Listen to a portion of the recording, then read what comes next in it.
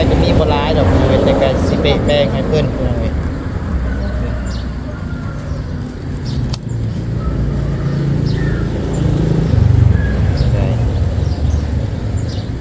ให้ตู้20,000เด้อ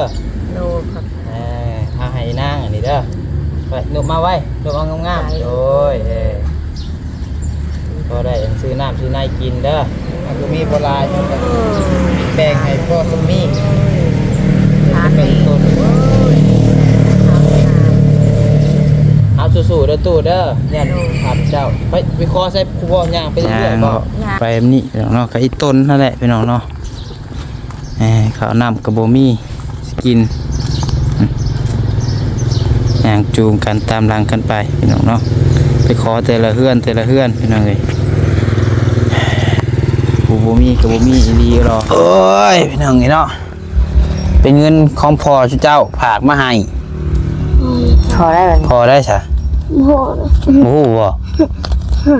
งงเลยภาษาจริงๆพ่อตัวเองลืมเลยรับเมื่อ2 เดือนหนึ่งไม่ได้ภาษาไม่จืดแล้วอันนี้เป็นเงินพอสร้างเด้อแล้วผ่ามานำอ้ายเราเห็นเจ้าในคลิปว่าบ่มีเงินมีคำเราก็เลยเป็นห่วงเราก็เลยผ่ามาให้เจ้าคนละ1 ใบเด้อขอบใจเด้อและขอบใจทางพอสร้างเพิ่นรับเบิ่งเจ้าอยู่ไปเด้อทางขอให้เจ้าดีมีเองความเจ็บจะได้ขออนุญาตได้เป็นของเด้อปรารถนาสิ่งใดขอจะได้สิ่งนั้นสมความมุ่งมั่นปรารถนาให้เจ็บจะจนให้หิ้งปังกำลังไปด้วยขอจะเป็นผู้กำใช้ให้ลูกให้หลานตลอดไปเป็นเนื้อเรื่องใต้มีแต่คนหักคนแพงจะดีมีเองถูกเราเมืองบ้านนี้หมดคนหัก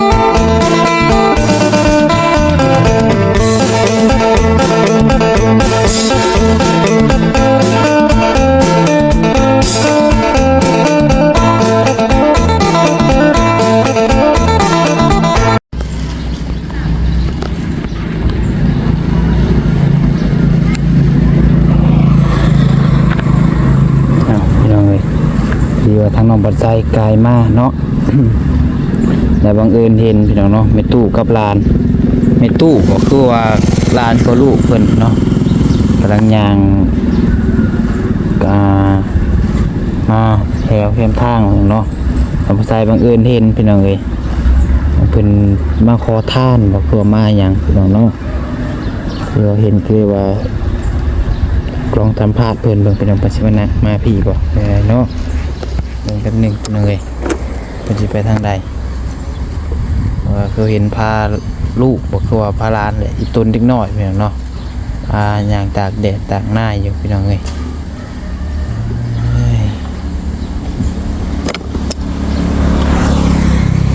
เบิ่ง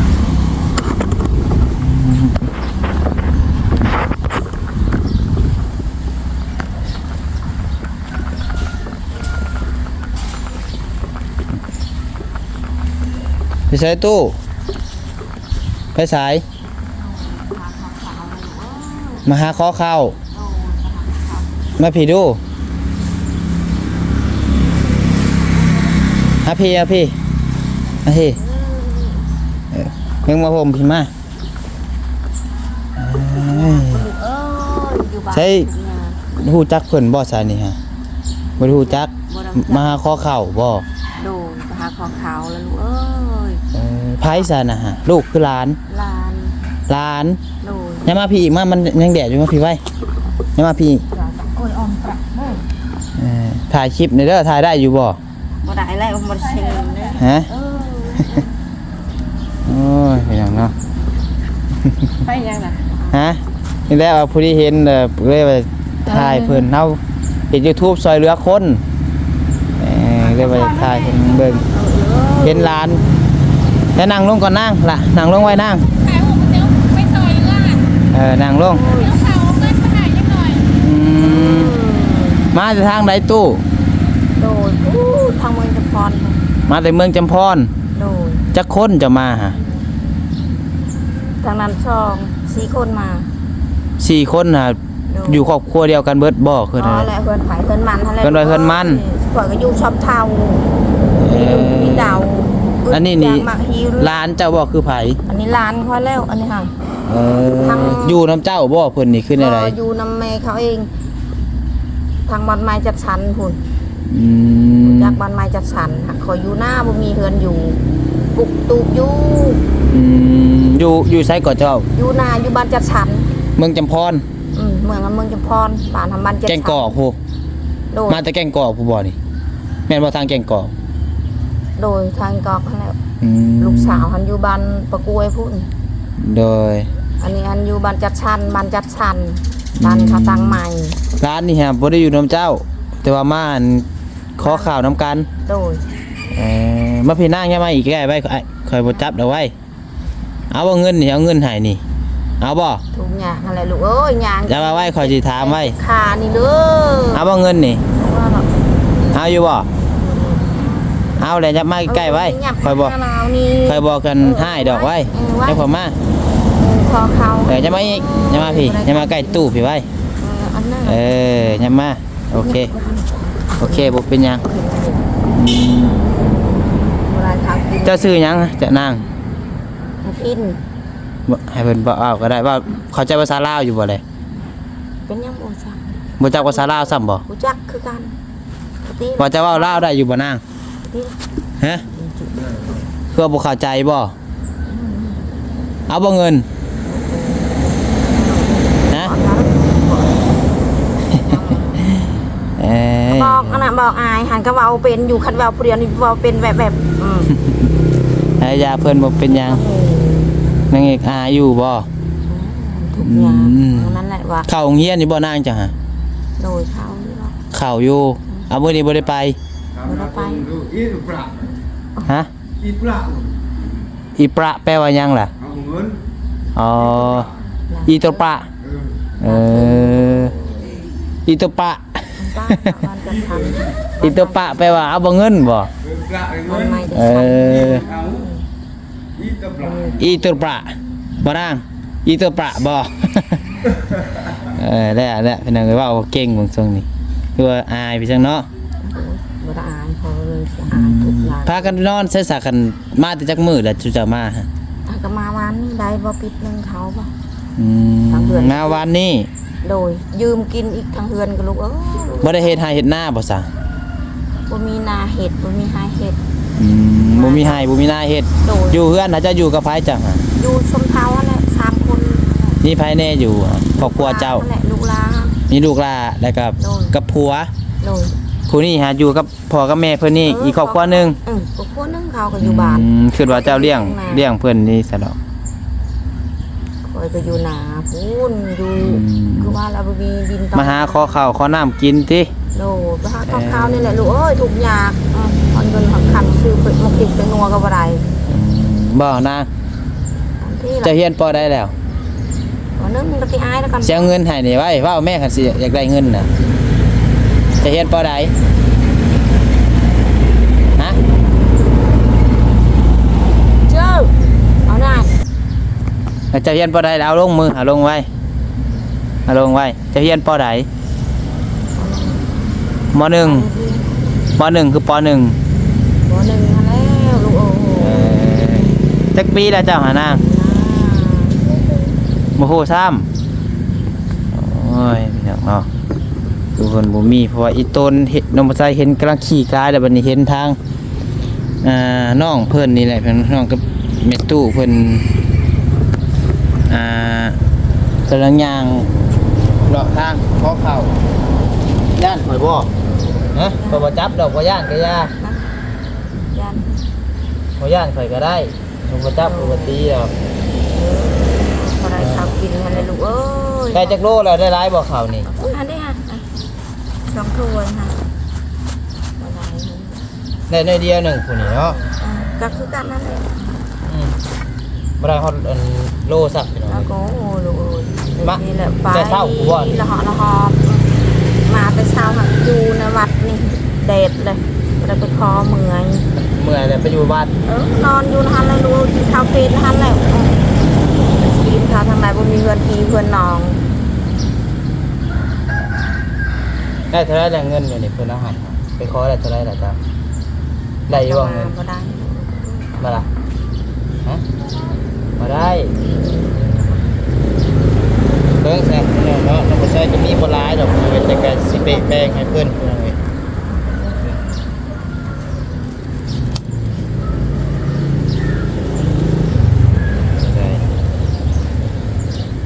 ให้ตู้20,000เด้อ โลครับ เอาให้นางอันนี้เด้อไปนุบมาไว้นุบเอางามๆโอ้ยพอได้ซื้อน้ำซื้อในกินเด้อมันก็มีบ่หลายแบ่งให้พ่อสมีเป็นต้นเอาสู้ๆเด้อตู้เด้อเนี่ยครับเจ้าไปคอใส่ผู้บ่ย่างไปเรื่อยๆบ่ ยางไปเรื่อยๆยางหันลบมาพี่อีกยางหันรู้ว่าบริยูได้เสานะปุ๊บ โอ้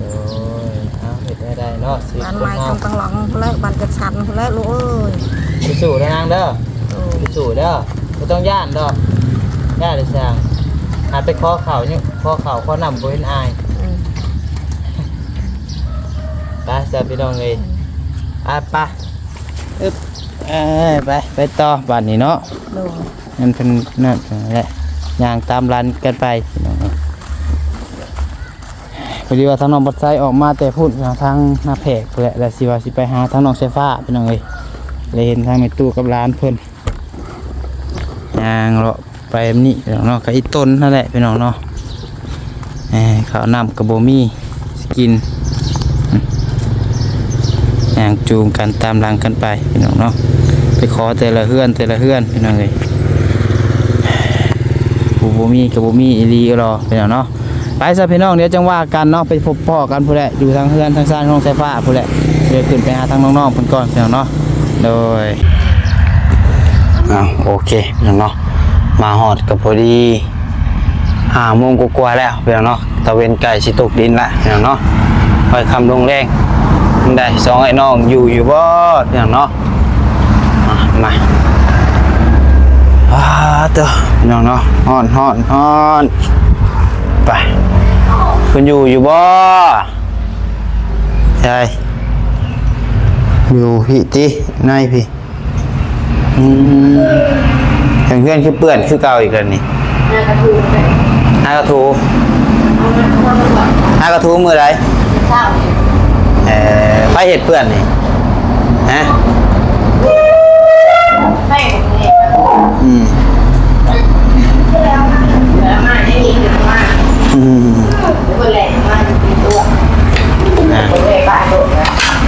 ฮ้อนพี่น้องเนาะประตูคัดแจ้งมาข้ามยังนะฮะข้ามสุกบ่สมบ่สมคือหวานคิดว่าคำหวานอยากอยู่คำหวาน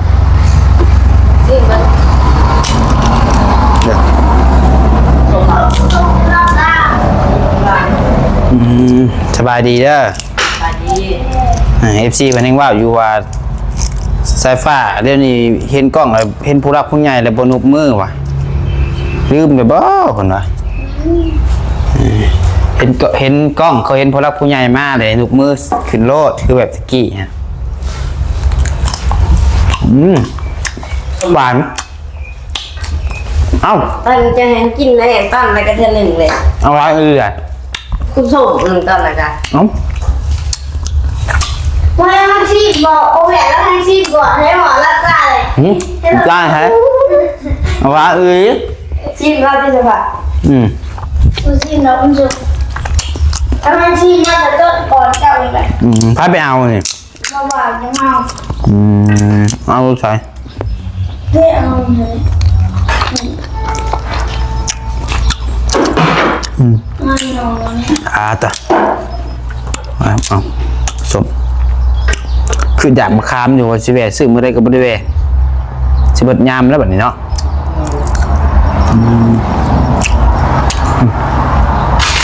ขวบใช้จังมาพูดอะไร แล้วอื่นพูดมา ผมเมื่อไปเลยตัวเห็นลงคลิปว่าก็ยังอยู่นี่อยู่อ่ะผมแม่นแบบ เจ้าไปมากวะเจ้าไปมากวะ เห็นเอาไหน กินหมูกระทะ โอ้ใช่ยัง ไอ้บิ๊ก เฮ้ยกินหมูกระทะ เมื่อนั้นเขาแก้วเรียก ไอ้บิ๊ก เมื่ออื่นแบบมีกิน เลย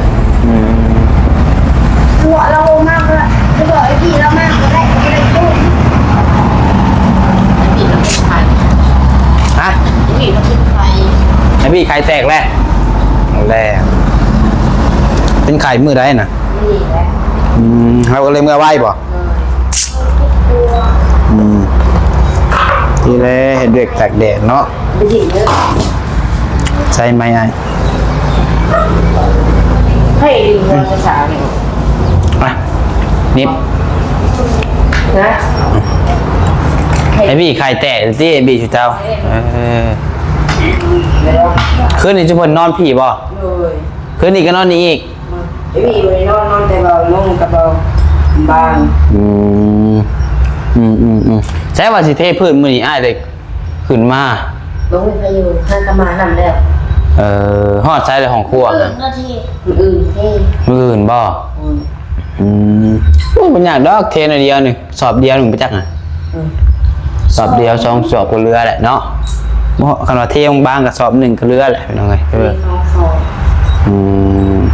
พาไปเบิ่งดูฮอดใช้เลยของน้ำของในของน้ำฝาของครัวไปออกมานอกผิดไป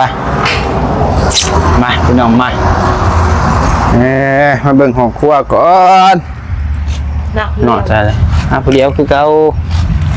มานี่มากับเอื้อยเบลเนาะไป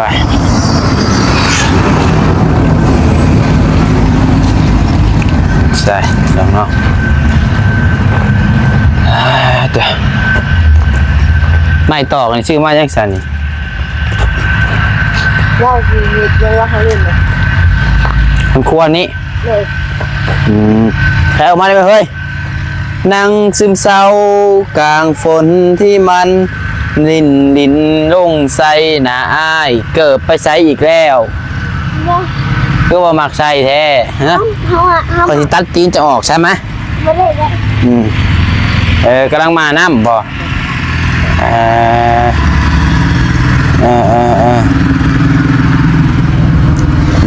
เนาะคือว่าพุ่นเกาะออกมาแบบนี้ติ เลิกยังไปแล้ว ฮะ เลิกแล้วเห็ดยังไปแล้ว ยังบ่ได้สมบ่นี่ฮะ มันเจ๊แล้วไปแล้วไปได้ห้ายังหู เอาเป็นสามบุญทวีได้บทวู อันก็ขึ้นมาบ่นุ่งกับบ่บาง คือว่าเกาะออกมาทางหน้าเนาะ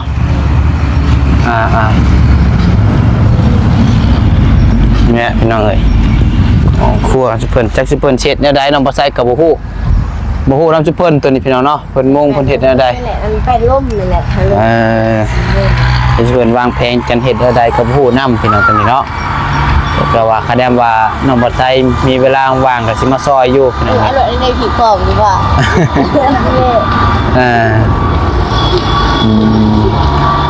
แต่ว่าปกตินี่ เห็ดไม่จากใครฮักได้ จากสั่นโพดเพียงเนาะอันทางหลังนี่ต้องต่อออกมากายของน้ำนะกายของขั้วนะแบบนะแบบทางหลังตัวนะแบบคล้ายๆเฮือนนะให้มันยาวทางหน้าก็ยาวออกทางหลังก็ยาวออกกระดาษน้องบัดไซเฮ็ดได้เพียงเนาะคันว่าแบบในหัวสั้นซะแต่การคาจ้วยมันก็แต่ว่าญาติพ้นสารนั่นแหละเนาะก็แล้วแต่เดียไผเดียมันเพียงเนาะ ไอเดียว แต่ว่าเพิ่นยังบ่ทันแล้วเนาะ เลย ก็เพราะว่าไปก่อนเป็นยังไง เอื่นเฮ้เอื่น นี่เท่เอาไว้มากพ่อหมดเลย กับพังเบิ้งคันว่าอ้ายบอกคาเวียคันบ่มีหยังผิดพลาดก็สิขึ้นมาอยู่ เลย สิขึ้นมาอยู่ ขึ้นมาบ้า เจ้า เป็นอะไรมาพี่มาพี่กว่าว่าพี่ล่ะเห็นหยังกัน เจ้าว่าแปลกว่ะ อยู่ไกลแท้นี่ฮะแปลงหยัง สภาพแปลกว่า เป็นอะไร จะหัวจีหัวลิ้นโทรศัพท์แดดนะดึงไปให้สากคาดเลย ให้สาขาด เสาเลย ให้สาขาดเลยสาวเลย ก็นั่งอยู่ เอาพี่ไว้เลย ตอนยังไปเฉาทรัพย์เจ้าเอิญมูมาเจ้า ไอพี่เอิญบางทีเอาคัตเตอร์กล้องกระลายเถื่องานกลับออกมาลืมก็เข้าไปเอาอีกงานกลับออกมาเมียลืมอีกจะไปจะมาเป็นไร จีนโทรศัพท์ลายไปจักเริ่มแล้วฮะสมองเริ่มเลื่อนเลยฮะพี่เบิ้งมันเป็นอะไรฮะ เราเอาขาตัวห้ามบริมจะก็ได้คือมีหลักทีมันนี่เราเถอะทีขา นางอีกนะครับบริเวณนางอยู่ในโต๊ะ เช้าหนึ่งเอามาหลิแบตโปรเต็มจะงื้อ แม่นบ่ แบตโปรเต็มจะมันก็เสื่อมของเราอ่ะบัวเสื่อมเนาะ แม่นบ่เฮ้ยแม่นก็ไม่เว้าบ่ ความสามารถเสื่อมก่อนแบต โอ้มันก็เสื่อมมาแล้ว ก็บัวเสื่อม ของง่ายนี่ยังเสื่อมแต่ของง่ายนี่ถ้าของง่ายซื้อบ่แพงๆยังเสื่อมแต่ว่าวันบ่เสื่อมคันเฮาสากลิ้นหัน1แบตเสื่อม2แบตโพงมันสิระเบิดซะอีกยามร้อนแบบนี้นี่ เพิ่นอันแบตนานได้21%ถอดมาหลินมันดีกับเช้าแล้วก็ถอดมาหลินมันเหลือประมาณ10%นี่แหละนะคะสากอีกสากแล้วก็ลิ้นอีก แสดงว่านักเติบได้นี่ ติดโทรศัพท์ได้นี่เห็นบ่ มันถ้านั่งอยู่ในโต๊ะนำบริษัทลิงเราออกมาเราอยู่ในห้องบริษัทลิง เบิ่งไอ้เจ้ากับผู้เป็นนายก็บอกน้องนำคือน้องลายกะเจ้าบ่อยู่นำกัน24ชั่วโมงอ้ายพุ่นมาหาแค่ชั่วคราวเจ้าก็เบิ่งกันเองแหละเฮ็ดได้สินั่นก็บอกเอาน้องนุ่ง พี่ ก็ นอนอยู่พี่ห้องผัดอยู่ในห้อง พอตีก็ตีรถพอตีก็เฮ็ดได้น้องบ่พังความเลยก็คันบอกว่าพังแล้วก็ตีเอาก็ตีกันลีเราได้เนาะว่าหยอกเสร็จเนาะ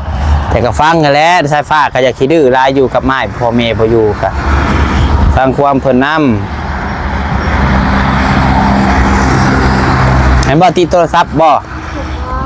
ลิ้นลายเด้อโทรศัพท์เพิ่นบ่ดีแสงตาสั่นได้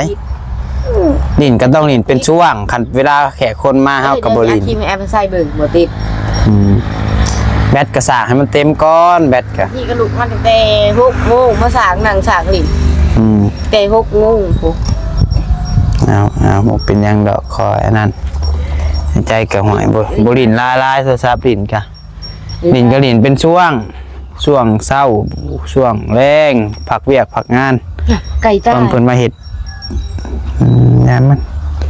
พร้อมเพิ่นมาเฮ็ดห้องน้ำห้องนายให้แกซอยเพิ่นมีอยู่บ่ของกินมื้อนี้กินยังไงบ้าง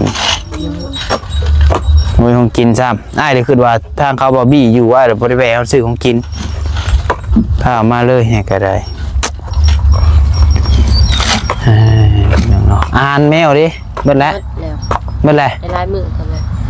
คือบ่บอกอ้ายซะ วันลืมบอกเจ้า อ้ายก็ลืมไปเลยฮะ เราก็ลืมบอก ก็ตั้งใจว่ามื้อนี้สิเอามาหายอยู่แต่ว่ามื้อนี้อ้ายก็ลืมคักลืมแน่จนขี่รถมาฮอดสิฮอดโดเคนฮอดแถวเพิ่นบ่ได้อ้าวว่ะลืมมันอาหารแมวน้องสายฟ้าแล้วว่ะ เราก็ลืมบอกเจ้าเมื่อวานนี้นะ บ่แต่ลายมือแหละติตัวเม็ดได้สายฟ้ายังอยู่บ่ นั่นดิ เชื่อมันอยู่บ่แหละแมวฮะ เพื่อ เอาตัวเม็ดทำมาเกลือก่อนเด้อมือนายจะมาใหายเด้อไอ้ซื้อไว้แล้ว2 กั๊บพุ่นแหละไอ้ซื้อไว้ ได้2 มื้อนั้นอาหารเปียก เดี๋ยวอาจสิซื้อมาไว้ให้อีกอาหารทุกเจ้าอาหารคนนี่ก็ปูฮู้แล้วสิกินแหละไข่ก็เบิดแหละ มัน มี ยังอยู่ มียังอยู่มานั่งพี่มานั่งนี่ให้กันนั่งลงนี่มาปึ๊บนั่งลงนั่งนี่บ่แจ้งนี่บ่เอานั่งมา อันนี้เขามีบทหนัง นั่งนี่แหละเอาโอเคมือแบบนี้เนาะโอเคได้อยู่กินกับบุมีเงินได้มีอยู่บ่เงินน่ะยังอยู่บ่เขาไปสักเขาไปซื้อใส่สัก ไปซื้อใช้สากเกี่ยวกับเพ่อีกตัวไอ้ซื้อมาให้เพ่บ่ มือพี่กลัวมัน หัวอันเพ่ของใช้ผ้าหันได้ซะ เงามันขาดในหมอนตัวใหญ่เลยขาดแล้วมันขีดมันขีด ใช้ผ้าได้ซะการแล้วบ่มีใช้สากบ่เดี๋ยวนี้ ใส่สักเก่าเขาใส่สักนะของเขาได้ยังไงขาดแล้วนึงมาจากไปซื้อมาอย่างเลย นี่แหละอดดินจัก 2-3 มื้อนี่ก่อน สักที่สัก อดดินบ่ต้องดินกันเนาะอดจักเดือนหนึ่งเนาะเราเมืองดูว่าแบบบ่มีโทรศัพท์คือตะกี้นี่สิอยู่ได้บ่บัดฮะจะเป็นโรคซึมเศร้าเลยบ่จักบ่มีโทรศัพท์เนาะซื้อมา2 เส้นพุซื้อมาหลายแท้ เอาเพื่อเพิ่นเลยเด้ แล้วซื้อมาให้แล้ว2 แสน 180เอาเงินมาใช้น่ะ เงินมันเที่ยงทั้งมื้อนั้นแสนนึงค่ะเงินผู้สร้างเอาให้เอามื้อน่ะอัน4 แสนเหลือ2 แสนแล้วก็เงินเจ้าให้คนละแสนนี่เดือนนี้ยังแสนหรือบ่ เซนเท่า5,000 เราใช่ว่าเบิดแล้วว่าเงินบ่สร้างเอาให้ ยัง ตัวอ้าย บ่เขาลืมให้เงิน เขาลืม มาเมื่อน่ะว่าเงินเบิดแล้วว่าจะไปเฮ็ดเวียกคือเราเงินเบิดคักเบิดแน่ใช่แล้วตอนนี้ยังเท่าไหร่ก็ ยังเซน5,000 ไปซื้อของอยู่ของกินหั่นแหละ ซื้อสวยมื้อรถ85,000 ใจฟ้านั่นคือไรใจฟ้า กินเบิดอย่างนี้ใช้1เดือน ซื้อมือใด เมื่อให้พี่ไปซื้อกลางคืนนี่ พอสายฟ้าหายังเท่าไร ว่านนี่แม่ไม่ใช่ว่าน วันนี้คือซื้อของกินอีก เซนซื้อ สายฟ้าซื้อของกินวันนี่เนาะชูมาสู่ทางง่ายเพิ่นและกินเพิ่นกินเองนำหั่นแหละเนาะ เขายังเซน2,500เขาอยู่เขาไปซื้อเซน3 เจ้าเบิ่งซาพี่น้องเลย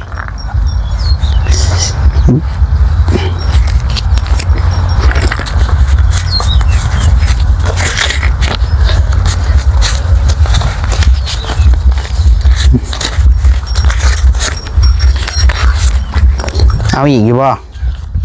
เอาบ่ใส่ผ้ายังได้อยู่บ่ฮะ เอายัง เงินเน็ตยังอยู่ไอ้บริถามว่าเงินเน็ตเบิดเลยนะไอ้ถามว่าเอาอีกบ่เงินนี่เอาคือบ่เอาฮะบ่ฮู้แล้วบ่เอาใส่ยาซะอันเสียไว้ซะเอาคือบ่เอาเอาอันนี้ก็เป็นเงินนั่นเด้อโอ้ยพี่น้องนี่เนาะเป็นเงินของพ่อเจ้าฝากมาให้ พอได้แบบ พอได้ใช่ โห โอ้โหงงเลย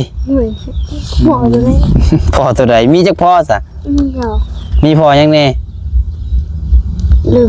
อ้าวก็ลืมมีพอเจ้ามี2คนเลยคนใดแน่เลย โหเลย อ้าวบูจังว่าพอตัวเองบัดนี้ โอ้โห ไผอะพอเจ้า อยู่พระโมสีหงอยู่ไทยสีไทย บ่แม่นพอนั่นนะ ขออะไร มีจักพออีกอ้าว ลาย ลายพอ พอมาเฮ็ดเฮือนนี่พอหยัง เขาสั่ง บ่ถึงฮอดพอตัวเองลืมเลยรับเมื่อ2เดือนนึง ไม่ได้เขาสร้าง ไม่จืดแล้ว เอ้า เอาเลย อันนี้เป็นเงินพอสร้างเด้อแล้วผากมานำอ้ายเราเห็นเจ้าในคลิปว่าบ่มีเงินมีคำเราก็เลยเป็นห่วงเราก็เลยผากมาให้เจ้าคนละ1ใบเด้ออ้าว เลยขอบใจเด้อ และขอบใจทางพอสร้างเพิ่นรับเบิ่งเจ้าอยู่นี่เราก็ผากมาให้เป็นห่วงเจ้าว่าบ่มีเงินใช้ว่าซั่นเลยผากมาให้คนละ100,000พี่น้องเนาะเอาพี่น้องเนาะก็เป็นเงินของพอสร้างเด้อเพิ่นเด้อเพิ่นผากมาให้ทางน้องบุญทวีกับน้องสายฟ้าลูกชายเพิ่นนี่แหละพี่น้องเอ้ยดีใจอยู่บ่พอผากเงินมาให้นะ ขอบใจเราเสียว่า น้องอวยพรให้เราดูหาเราเบิ่งดูอ่ะจะสิอวยพรได้ให้เรา เรื่องอะไรก็จะมีกัน ลองเบิ่งดูอ่ะอวยพรให้พอสร้าง ว้า ไปเด้อทางขอให้เจ้าดีมีเองความเจ็บจะได้ ขออนุญาตได้พี่น้องเด้อ ปรารถนาสิ่งใดขอให้จะได้สิ่งนั้นสมความมุ่งมั่นปรารถนาให้เจ็บอย่าจนให้หิ้งปังกำลังไปด้วยขอให้เจ้าเป็นผู้กำใช้ให้ลูกให้หลานตลอดไปเป็นเนื้อเรื่องใต้มีแต่คนหักคนแพงให้ดีมีเองค่ะ ถูกเราเบิ่งบัดนี้หมดเพิ่นให้ลองเบิ่งเอาอวยพรให้พอตัวเอง ขอบคุณของกินเด้อมาสร้างให้เจ้าดีๆไม่แห้งความคิดจะได้ความไข่อันนี้ต้องหาสิ่งใดไม่ได้สิ่งนั้นเป็นเนื้อลงใจเป็นคนหาคนเพิ่ม โดย นำเลยรวยใช่ ดีใจบ่พอสร้างผากมาให้การบ่แม่นลูกแท้ๆเราแล้วนี่เรายังผากมาให้ใช่ โดย เบิ่งเราเด้อบ่เราเฒ่าเด้อพระเจ้าก็จะนำมือนับเป็นวัยรุ่นขึ้นแล้วก็เมียนฉีเมียนเหี่ยวให้เราแล้วบัดเราเฒ่าบัดเราไปบ่ได้เด้ออย่าลืมเราเด้อเบิ่งเราผากเงินมาให้ใช่นี่ พระเจ้าก็ยังหาบ่เป็นเรากับพอหาได้เราก็แบ่งกันใช้เราว่าพี่น้องเนาะไปเดี๋ยวจังว่ากันพี่น้องสำหรับคลิปนี้ลาแล้วอยู่ดีมีแห้งส่งมาร่ำรวยเด้อพี่น้องเด้อขอบคุณ FC ไลน์ที่เข้ามาชมคลิปน้องปัสไซและเป็นกำลังใจมาโดยตลอดแล้วกันเนาะ สำหรับคลิปนี้สบายดีพี่น้องบ๊ายบาย บ๊ายบาย ไปนึกถึงว่ากันพี่น้องเอ้ย อืม